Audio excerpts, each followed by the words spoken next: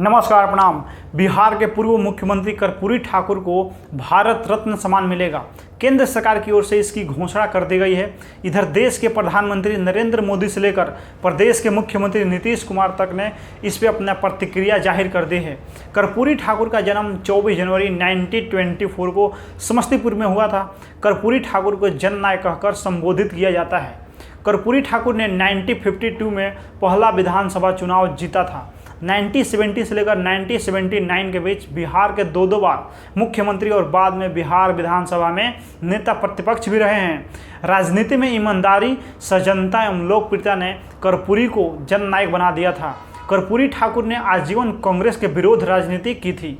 अपने जीवन काल में कर्पूरी ठाकुर के इतने अहम पदों पर रहने के बावजूद उनके पास न तो कोई घर था और न ही उनके पास कोई गाड़ी था। यहाँ तक कि उनके पास अपना रहने के लिए कोई आवास भी नहीं था। तो आइए आज के इस वीडियो में जानते हैं जननायक कर्पूरी ठाकुर के बारे में। कर्पूरी ठाकुर को जननायक कहकर संबोधित किया जाता है। उनका जन्म समस्तीपुर जिले के पितौजिया गांव में नाई समाज में 24 जनवरी 1922 को हुआ था। वह साल 1950 में पहली बार विधायक चुने जाने के बाद आजीवन वह किसी न किसी सदन के सदस्य रहे हैं। 1970 से लेकर 1979 के बीच बिहार के दो बार मुख्यमंत्री और बाद में बिहार विधानसभा में नेता प्रतिपक्ष भी रह चुके हैं। अपने जीवन काल में कर्पूरी ठाकुर ने इतने अहम पदों पर रहने के बावजूद भी उनके पास न तो कोई घर था और न ही उनके पास कोई गाड़ी था। यहाँ तक कि उनके पास अपने पैतृक जमीन भी नहीं था। राजनीति में ईमानदारी, सजनता एवं लोकप्रियता ने कर्पूरी को जननायक बना दिया था।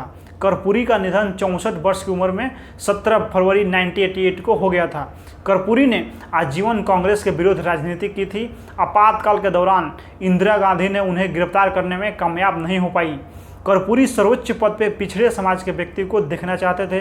कर्पूरी राजनीति में परिवारवाद के प्रबल विरोधी थे। जननायक ठाकुर ने अपनी जीवित रहने तक उन्होंने अपने परिवार के किसी सदस्य को राजनीति में नहीं आने दिया।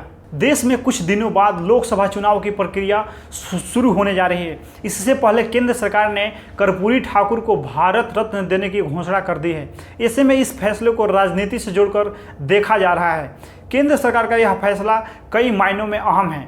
कारण यह है कि वर्ष कर्पूरी ठाकुर का जन्म शताब्दी वर्ष है।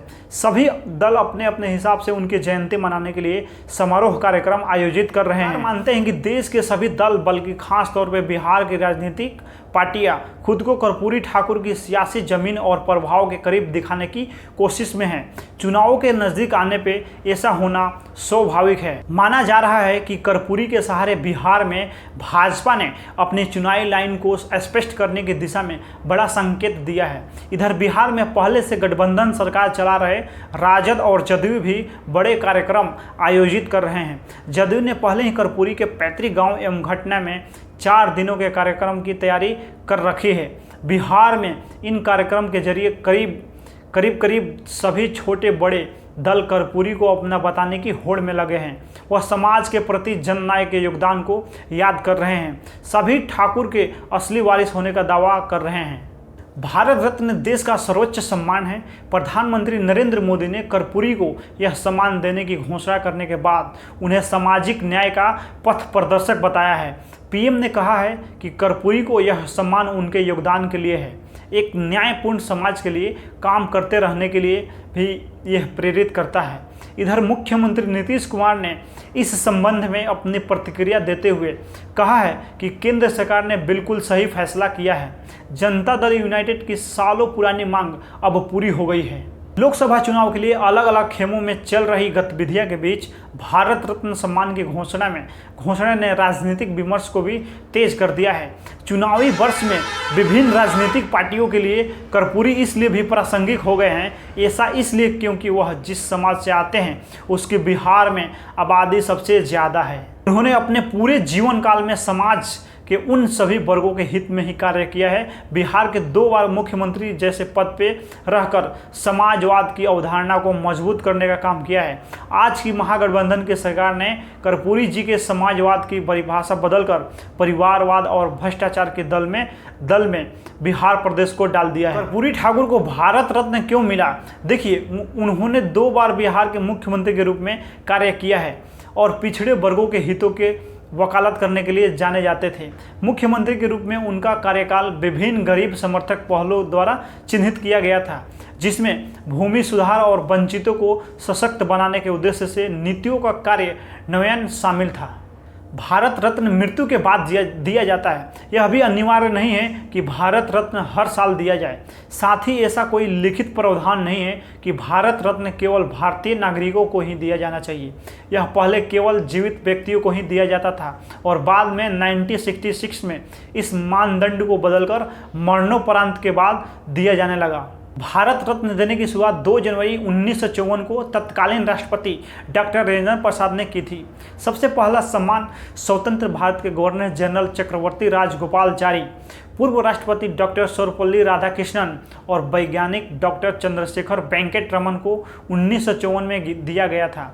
1954 में यह सम्मान केवल जीवित रहते दिया जाता था, लेकिन 1955 में मरणोपरांत के बाद भी भारत रत्न दिए जाने का प्रावधान जोड़ा गया। भारत रत्न प्राप्त करने वालों की आधिकारिक घोषणा भारत के राजपत्र में अधिसूचना जारी कर दी जाती है। यह सम्मान हर साल 26 जनवरी को दिया जाता है। भारत रत्न सम्मान के लिए चुने जाने की प्रक्रिया पद्म पुरस्कारों से अलग होती है। इसमें भारत के प्रधानमंत्री भारत रत्न के लिए किसी व्यक्ति के नाम की सिफारिश राष्ट्रपति को करते हैं। कोई भी व्यक्ति जाति, पेशा, पद या लिंग के आधार पर अंतर किए बिना इस पुरस्कार के लिए योग्य माना जा सकता है। एक साल में सिर्फ 3 भारत रत्न ही दिए जाते हैं। जरूरी नहीं है कि हर साल भारत रत्न सम्मान दिया ही जाए। अब तक कुल 48 लोगों को भारत रत्न सम्मान दिया गया है। आखिरी बार में ये सम्मान साल 2019 में दिया गया था। 2019 में समाज सेवा के क्षेत्र में नानाजी देशमुख, ला क्षेत्र में डॉक्टर भूपेन हजारी और लोक कार्य के लिए भारत के पूर्व राष्ट्रपति प्रणब मुखर्जी को भारत रत्न से सम्मानित किया गया था।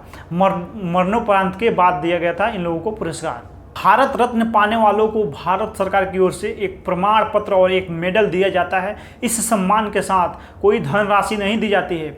इसे पाने वालों को सरकारी महकमे सुविधा मुहैया कराया जाता है।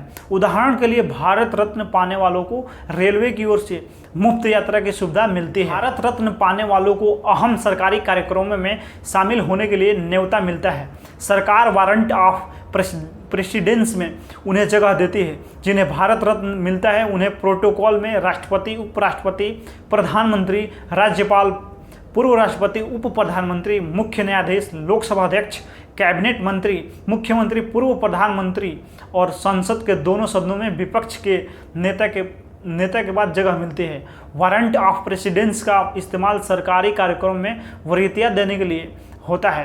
राज्य सरकार भारत रत्न पाने वाली हस्तियों को अपने राज्यों में सुविधा मुहैया कराती है। मेडल में तांबे के बने पीपल के पत्ते पे प्लेटिनम का चमकता सूर्य बना हुआ है। पत्ते का किनारा भी प्लेटिनम का होता है। इसके नीचे चांदी से हिंदी में भारत रत्न लिखा होता है। इसके पीछे की तरफ अशोक स्तंभ के नीचे हिंदी में सत्यमेव जयते लिखा होता है। भारत रत्न जीवन काल में या मरणोपरांत दोनों तरह से दिया जाता है। 2013 में पहली बार खेल के क्षेत्र में सर्वोच्च योगदान प्रदर्शन करने के लिए भी भारत रत्न देने का निर्णय लिया गया था। इसके बाद 2014 में क्रिकेटर सचिन तेंदुलकर को इस सम्मान से नवाजा गया था। यह पुरस्कार गैर भारतीयों को भी दिया जा सकता है। मदर टेरेसा को 1980 में भारत रत्न दिया गया था। स्वतंत्रता सेनानी खान अब्दुल्ला गफर और दक्षिण अफ्रीका के पूर्व राष्ट्रपति नेल्सन मंडेला भी इस सम्मान से नवाजे जा चुके हैं। किसी एक साल में अधिकतम 3 भारत रत्न दिए जा सकते हैं। इस सम्मान में केवल प्रमाण पत्र और तमगा मिलता है, कोई धनराशि नहीं मिलती है। बाकी इस वीडियो में आप लोग अपना प्रतिक्रिया दीजिए। हम मिलते हैं नेक्स्ट वीडियो में, तब तक के लिए धन्यवाद।